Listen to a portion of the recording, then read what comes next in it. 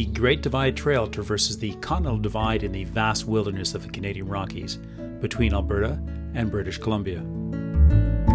This is the video diary of our adventure.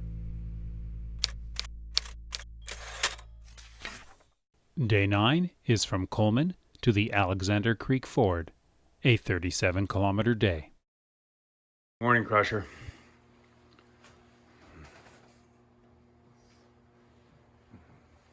Morning, Mango.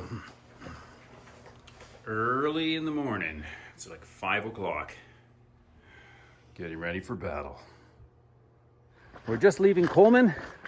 We had a zero here, and we chilled at the luxurious Safe Haven B&B. We're all relaxed. Our muscles are refreshed. Super early start. It's about 5 o'clock because we're expecting temperatures approaching 40 degrees today. So when we were in Coleman, a little bit of shopping happened, and Crusher updated his wardrobe. His Patagucci hat, friggin' Patagucci shirt, shorts, a fashion icon for anybody on the trail. We started out the day with backcountry roads and ATV trails. The roads were filled with these staging areas so that people could boondock with their recreational vehicles, and then they could use their ATV from this location. Crusher was the only one that brought water shoes, so he wanted to share. So first he went across, then he passed the shoes back to Mango, and then they would pass the shoes back to me, and I would try myself. Unfortunately, we had a problem.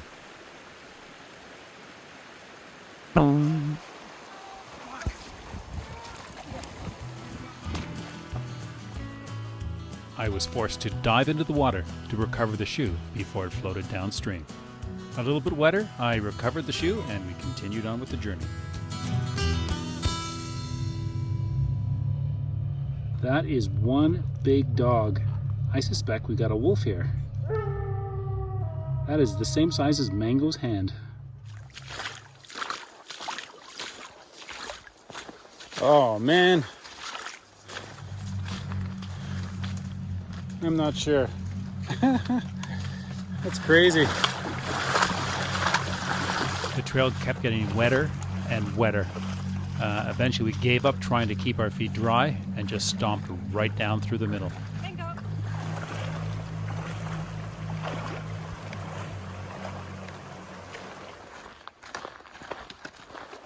With so many river crossings, we eventually gave up trying to keep our feet dry and just stomped right through.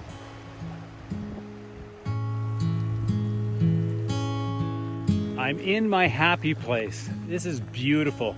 Not a cloud in the sky. It's a little hot. The trail is easy, but we took a midday siesta between 1 and 3 to avoid the hottest parts of the day. And it feels just beautiful today. Loving it. That night we had a campfire near where we pitched our tents respectfully around an old bush camp.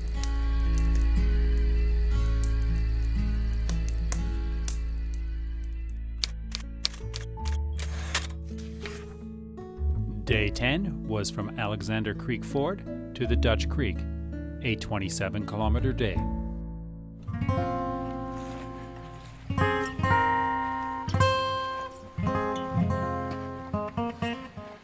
Good morning, Crusher. Morning, buddy. How are you? I'm doing good. Pitching our tents in front of this old bush camp was a wonderful place. We also took advantage of their outhouse. So we're at it again. Started out the morning with about a 500-meter climb up to the top of this hill, and we are a little over 2,000 meters right now. Now for those Easterners, that's above Mount Washington, or higher than Mount Washington. Crazy. Check out the trees though. Lots of trees around here anyway. Another thing is, the mosquitoes have come out. They found us. They're hungry. There's lots of them. They're mean. And we're hurting. It wasn't so bad yesterday because there was a lot of wind. The wind has seemed to have stopped.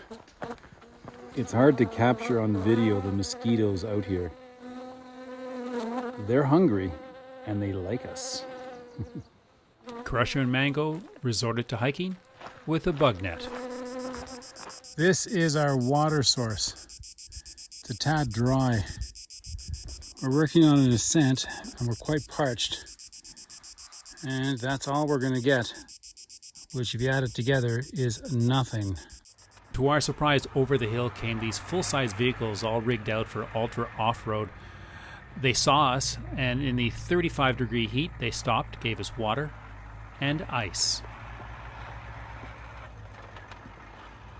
Hot, hot, hot.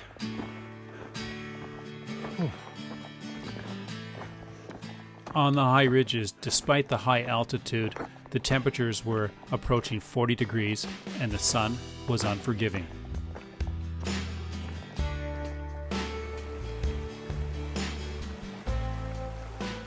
The day was long and extremely hot. The cooling air at camp that night was so much appreciated, and the views were spectacular.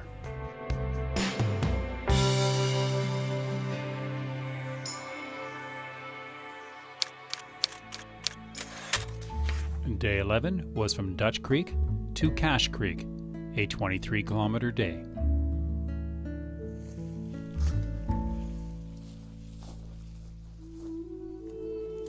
We typically needed 12 hours to get to our designated campsite each day, so we were generally up at sunrise breaking camp.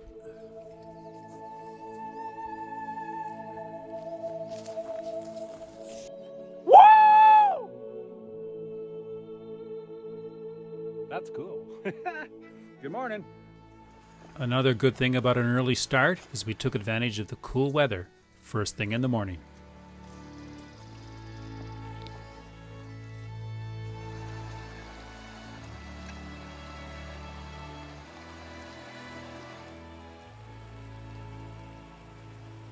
Nasty. We had an avalanche a little while back, which just seemed to have disrupted our trail. Navigating around the avalanche debris was extremely difficult and time-consuming. Climbing the south face of the Tornado Pass was extremely difficult. There was hardly any trail to tell whatsoever, and there was so much scree that you were sliding and slipping all the way up the hill.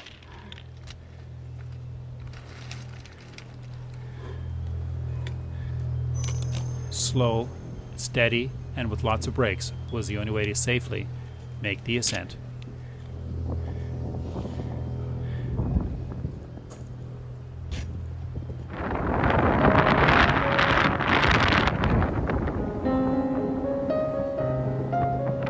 On top of the pass, we took a well-deserved break.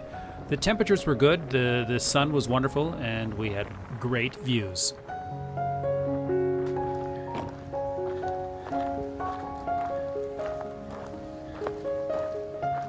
The north slope of the pass was a welcome surprise. It had trails, markers, and grass.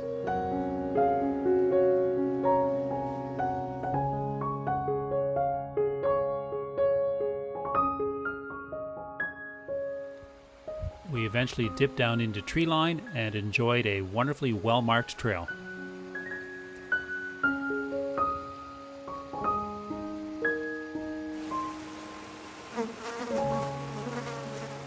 For some reason, during our morning break, we were pestered by flies.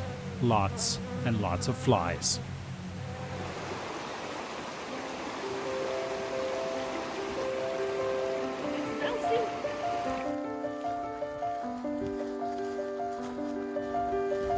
We eventually ascended to a beautiful ridge, a tree-covered ridge, that provided both great views and a wonderful footpath.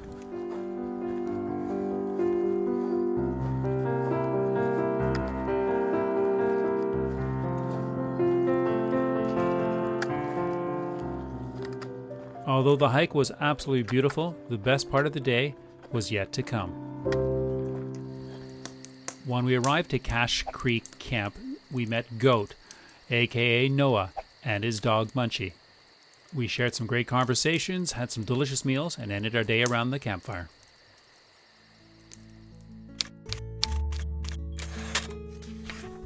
Day 12 was from Cache Creek to High Rock, a 19-kilometer day.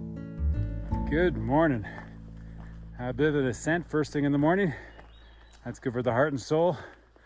But we all were sitting around the campfire last night and discussing the Great Divide Trail with our new friend Goat, who's an experienced thru-hiker with AT experience.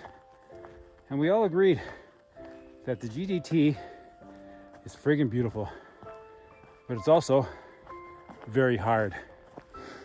The other thing about the GDT is because we're passing through so many national forests, reservations are required for much of the hike, which makes it extra logistically challenging. You can't free flow hiking like you can with the AT or the PCT. That being said, the beauty and the physical challenges make up for that. Morning, Crusher. Morning, buddy.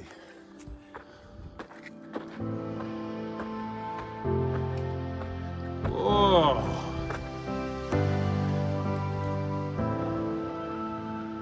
That is some nice. We started out the morning again with another big ascent, and then we ended up in this beautiful alpine meadow surrounded by mountains to our left and a wonderful valley to our right.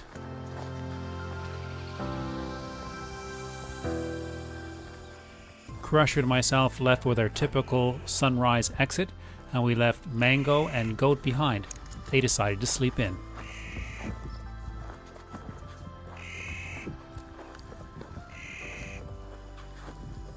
Best break spot ever. So we decided to stop here in a little alpine meadow surrounded by mountains with a beautiful valley over there, and the birds are chirping. You can hear a babbling brook down below us. Doesn't get much better than this.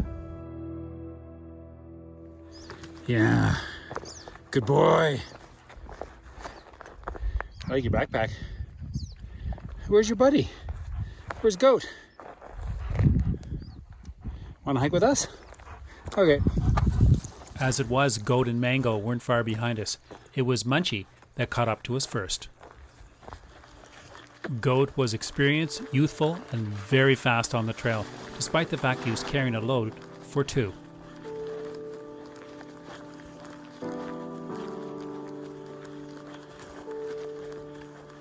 The weather was perfect, the trails were well marked, the scenery was excellent. It couldn't have been much better than this.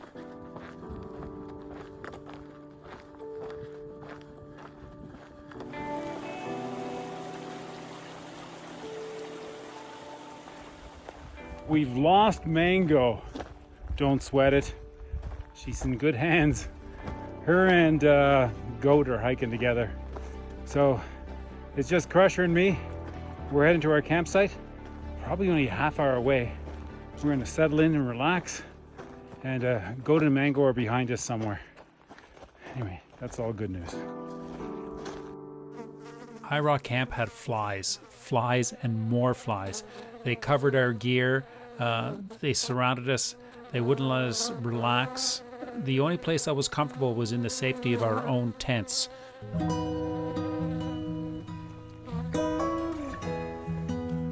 Lord of the flies. We eventually stopped to have dinner, and we also had a campfire. And the smoke from the campfire seemed to discourage the flies, which gave us a much needed break from those flying pests.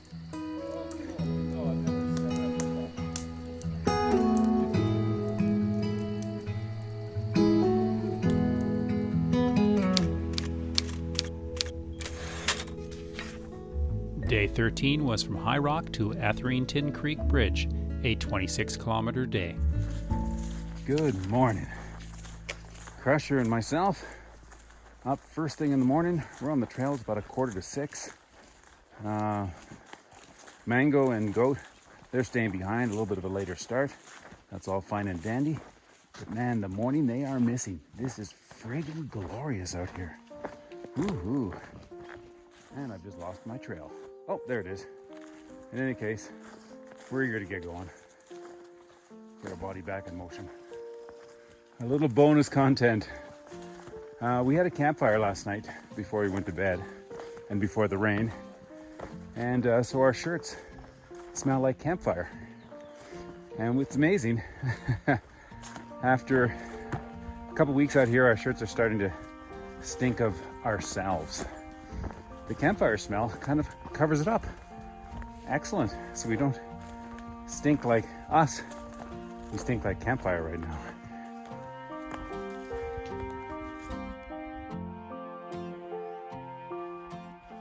First thing in the morning, we had an ascent that brought us to some ridges with beautiful views on either side. Eventually, we started another descent that brought us back into the valleys and the trees.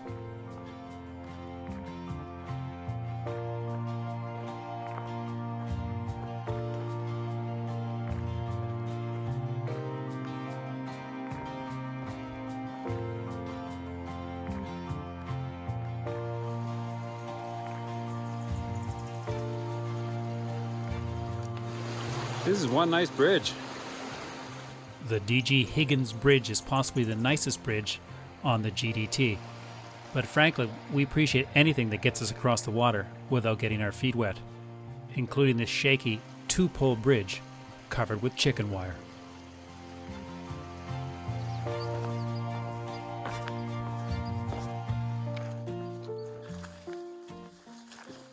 We made yet another ascent, but this time to a foggy ridge.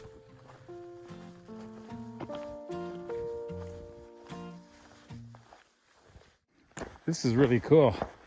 It's this ridge, a long ridge. We've hiked at least a kilometer, and it's beautiful.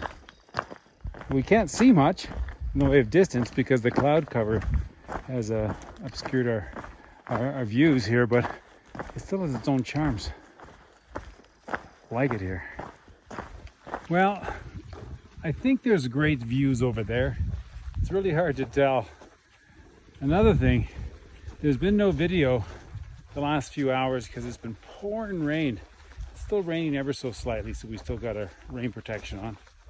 But we missed the great views. But this does have its own charm though. It rained for the next 18 hours, and we became totally soaked.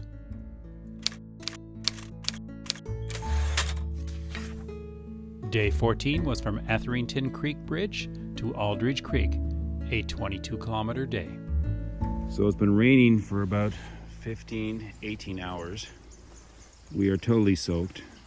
Our tents are soaked.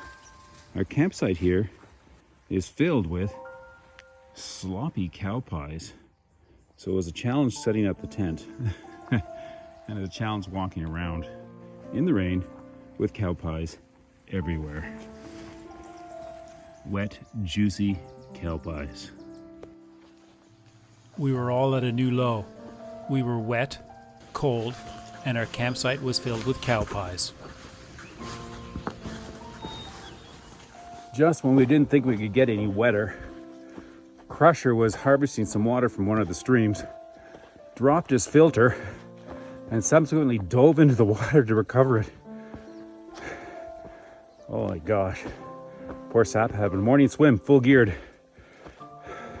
He did get his filter though.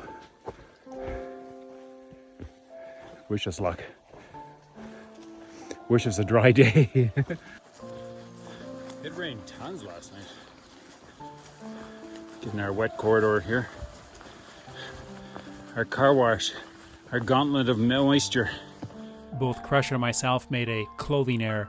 It wasn't raining at the beginning, so we started out with our dry pants. However, the bushes and the wet grass eventually soaked them, so we had to switch back to our rain pants. We are now hiking in the clouds. We're at the top of a little ridge this morning. Had to climb about, 300 to 400 meters. This is where we are. Light mist in the air, and that's because of the clouds.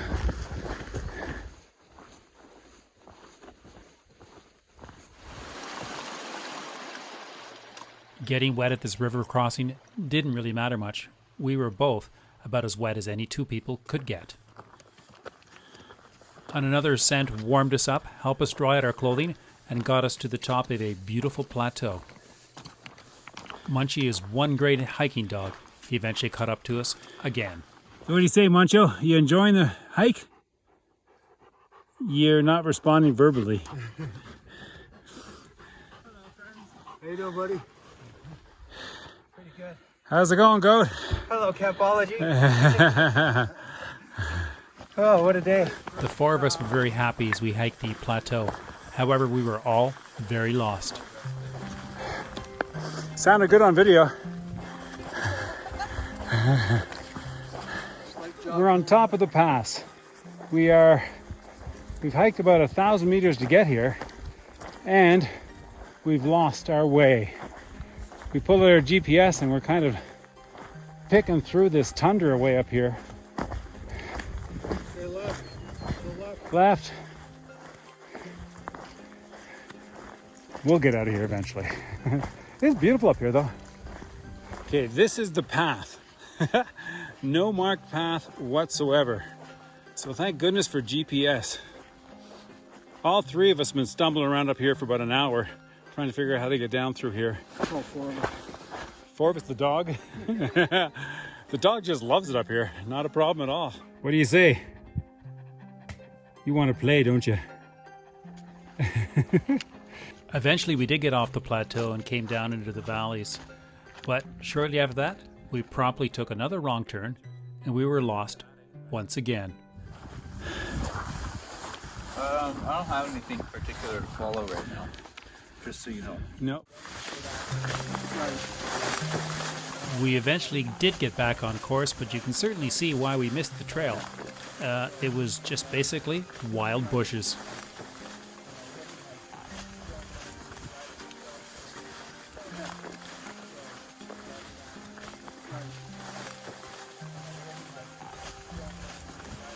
When we were first planning for the Great Divide Trail, we were thinking of all sorts of fancy ways of getting around the water without getting our feet wet. However, with so many river crossings, the best way was just to stomp through with your hikers. At a river crossing, we came upon Richard, aka Mr. T. Richard is an adventurous spirit. He's hiking the GDT solo.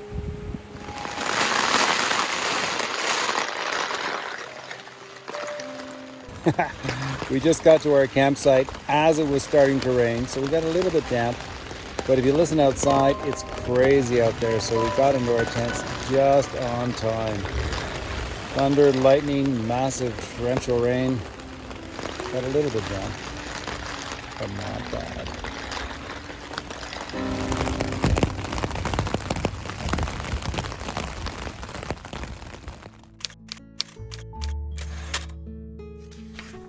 Day 15 was from Aldridge Creek to Lower Elk Lake, a 31-kilometer day. We woke up to a beautiful morning, but more importantly, it had stopped raining.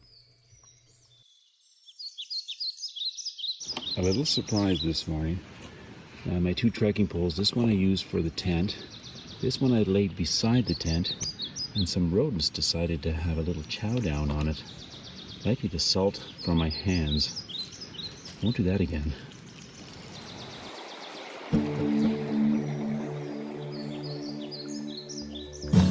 Good morning. Another rainy day yesterday evening and through the night. We just got to camp at around 4 o'clock and the skies opened up. Thunder and lightning, big boy rain, and we were able to dive into our tent with just a little bit of moisture gathered on our clothing. Not so bad. And that's where we stayed until this morning, about 6 o'clock. And now we're packed on the trail. We have a 30K road walk on this setting that looks kind of apocalyptic.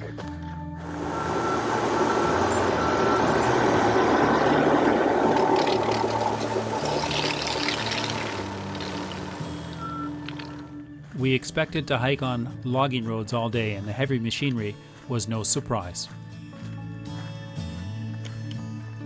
Even though the trails were flat and easy, the scenery was beautiful, both west and east.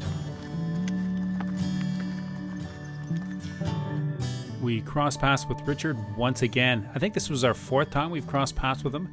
He was doing most of the alternative routes, which were generally the harder alternates to the traditional Great Divide Trail. We settled in that night at Lower Elk Lakes Campground, part of the British Columbia Parks system. We paid our $5 self-service fee and settled in for the night. This turned out to be one of the most beautiful campsites on the trip. We only hiked about 10 hours today, which gave us plenty of time to set camp, sit around, relax, and enjoy the moments. Okay, I'm trying some Three Sisters stew cold soaking. Oh, that looks good. I also have some hickory sticks crushed up. I'll throw in there to give it a little spice.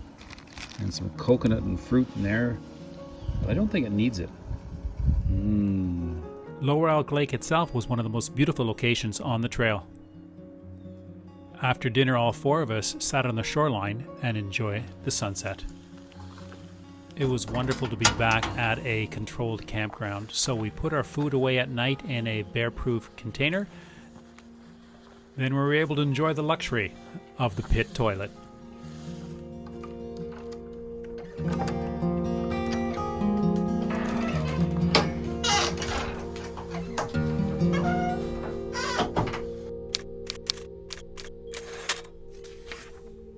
Day 16 was from Lower Elk Lake to the Bolton Creek Campground, a 13-kilometer day.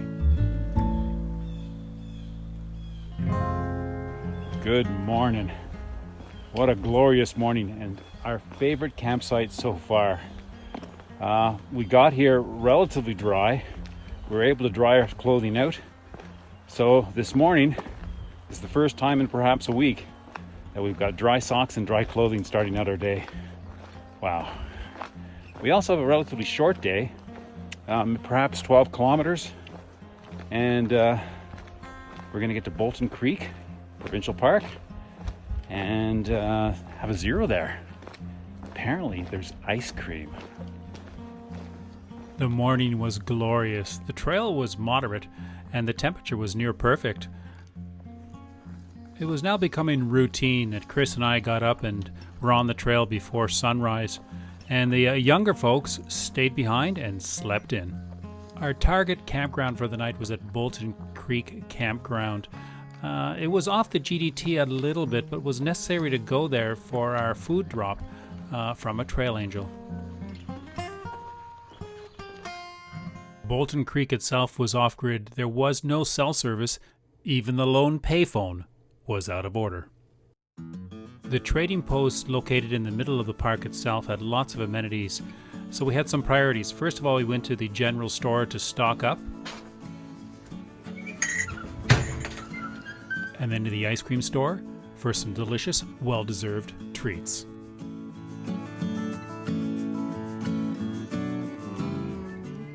Victory. How's it look? Awesome. 350 kilometers. Cheers. Cheers. We relaxed at the trading post, had some more ice cream, some pizza, then we found our campground, pitched our tents, and waited for the trail angel to arrive with our food drops. Then came the rain. Lots and lots of rain.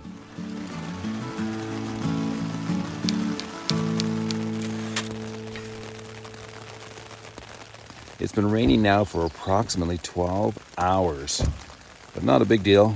We're at Bolton Creek, somewhere in Alberta, and we're having a zero day here, so it's a good time to just kind of lounge in our tent. After the rain stopped, I went for a walk and I found this bear hunting for ground squirrels. It knew I was there, but it didn't care much.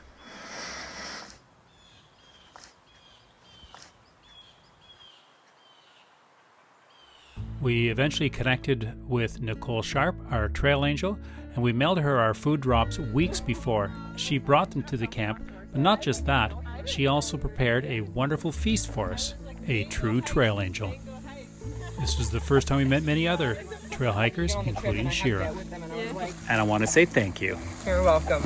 My pleasure. On the next episode of the Great Divide Trail Diaries.